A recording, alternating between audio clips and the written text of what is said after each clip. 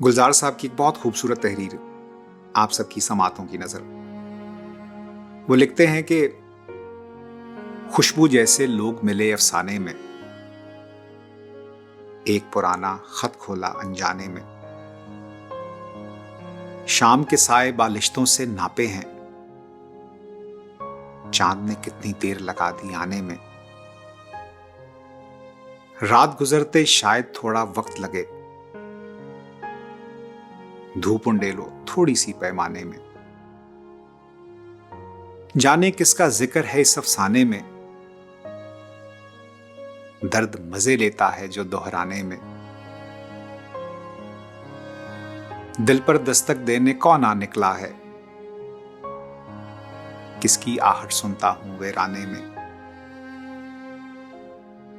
ہم اس موڑ سے اٹھ کر اگلے موڑ چلے، ان کو شاید عمر لگے گی آنے میں۔